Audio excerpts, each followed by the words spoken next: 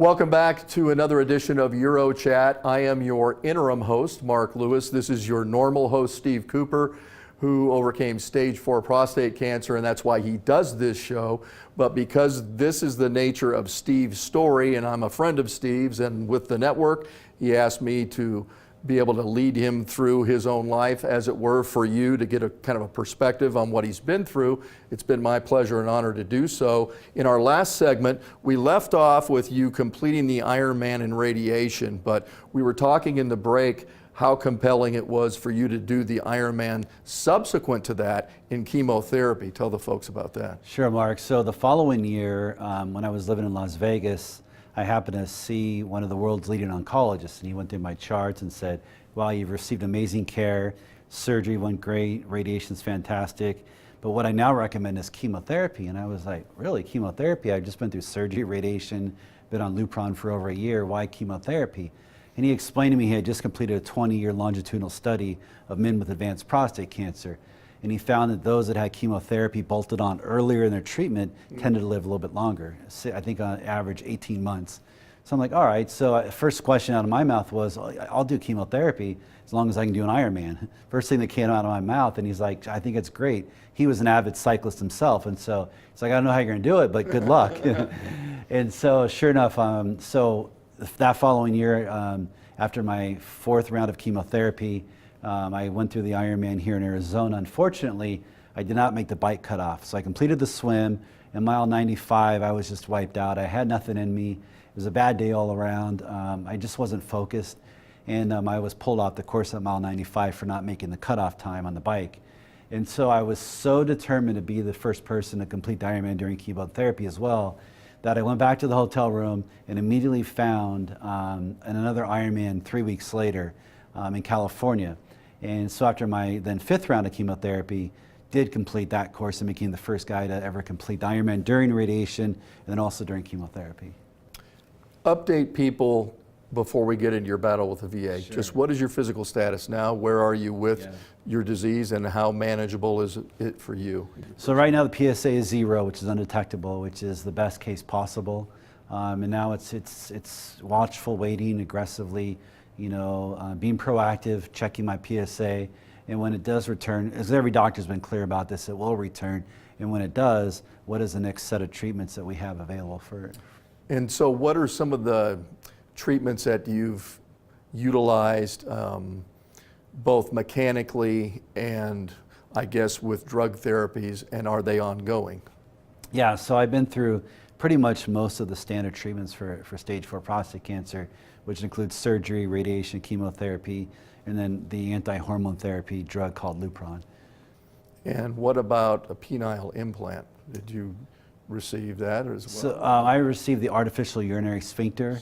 So yeah, I suffer from erectile dysfunction as well as urinary incontinence from the treatments, most likely from radiation. I had really good incontinence, or really good urine retention and good erectile performance after surgery, but after 9 months after radiation, things started going downhill. No pun intended. And so about 2 years after radiation, the incontinence became so bad to where I had to seek out an option. So I went back to my urologist, and he recommended the artificial urinary sphincter. And that's been a game changer. That's a device that's attached next to my testicle that I activate when I want to urinate. And after I void my bladder, it's done. I go about my way, and I was no longer wearing diapers anymore. Wow, that's fantastic. Yeah. Let's talk about this battle with the VA, because they're a juggernaut, they're the government. You weren't the only case that was really making a lot of news at the time. When did you finally make a determination to pull the David and Goliath and go after them? Sure. So I decided early on in my battle to sue the VA. When the medical doctor who actually saw me that said you should have had a PSA done when you had a large asymmetrical prostate was a clue that something that I was mistreated and there was malpractice. So several months after that is when I started seeking legal counsel, and it was a pretty straightforward case. I had a large asymmetrical prostate, no further testing was done, no referral to urology, and so then they were out looking for different lawyers who'd want to take my case. However, when I found a law firm to take my case that I thought was well suited and we connected, that came with a caveat that I wouldn't speak publicly about the case, that I would refrain from social media, and I would basically just remain quiet. Like a non-disclosure? Right, and just remain quiet. And I understand why lawyers don't want their cases tainted, because whatever I say is an omission can be used in court, right? And I was okay with that initially, but what I did was I was working behind the backgrounds to break the Phoenix VA scandal. And so I was then sending emails to CNN, to Fox News, to every group that would listen to me. And actually CNN and Drew Griffith was the first group to actually respond to me and say, hey, we've heard similar stories coming out of Phoenix. We want to know what's going on. And so they asked if I would go on camera, and I said, well, I can't, because I agree with this law firm that I wouldn't speak, but publicly that is, but I'll still help you behind the scenes. And so I was feeding them all the information I could. And then what happened was Drew Griffith came out here, and the day that changed my life and why I went public was he went up to the director of the Phoenix VA and asked her to do an interview. And he said, hey, we've got complaints and reports that there's wait times in excess of a year here, that veterans are dying because of poor urological care. Will you take a few of my questions? What is your answer? And she wouldn't answer any questions. She jumped in her blue Mercedes and she drove off. At that point, I said, I have an ethical and moral obligation to speak up that's much more important than my lawsuit. And so I called my lawyers and I said, listen, this evening I'm going on all the networks. You can fire me as a client because I've already fired you as a law firm. And I don't care if I have a case or not. What matters is that I tell my story and that I have enough to share that I know can make a difference. And so from there, I went on all the major networks that night, and within 2 hours, she and her staff were relieved of duty. So let's fast forward then, because it's a long, drawn-out process of legal briefs and court appearances. You finally get into the courtroom, you get the verdict read, and were you still thinking it might not go in your favor, or? Yeah, so I retained a new law firm, a law firm that understood that this case was much more important to me than just about the monetary settlement or whatever would come out of a judgment, but it was about trying to do the right for the veterans and to try to make a change systemically. And so we found a new law firm, we partnered with them, we moved forward, and yeah, even up until the moments as the judge was reading the decision, we had no idea how it was going to go. It was tense. The courtroom was packed, and my entire reputation was on the line. Everything that I had been saying, was out there to be debated. My entire life was drugged before the court.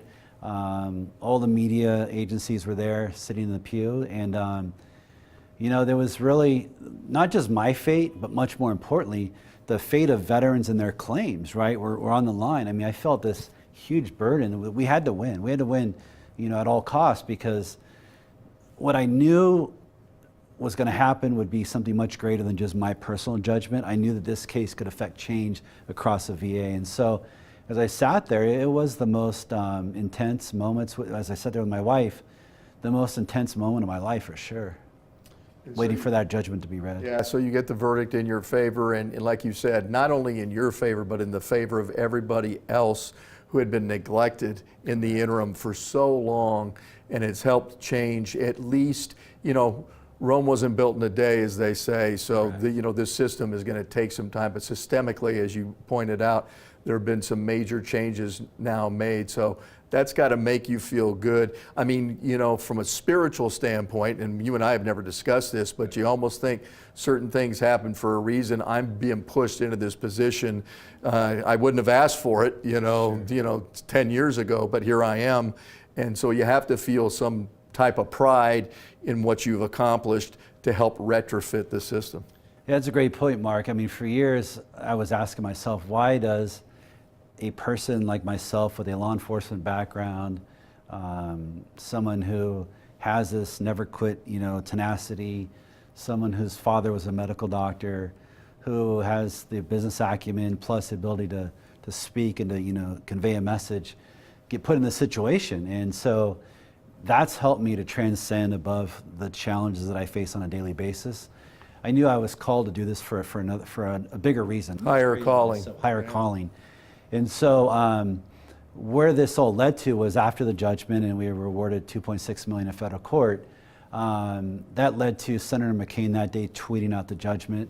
I think the following day he spoke about that on the Senate floor as more reasons, even one more reason that we need systemic change and veterans need the right to seek care out in the community, especially when the VA cannot or will not provide that care. And so that led to the culmination of the VA Choice Act and then eventually the VA Mission Act, and I had the honor of being with the president as he signed that last June in DC at the White House. Well, it's been a real pleasure sitting in this chair and being able to chronicle your story for people out there.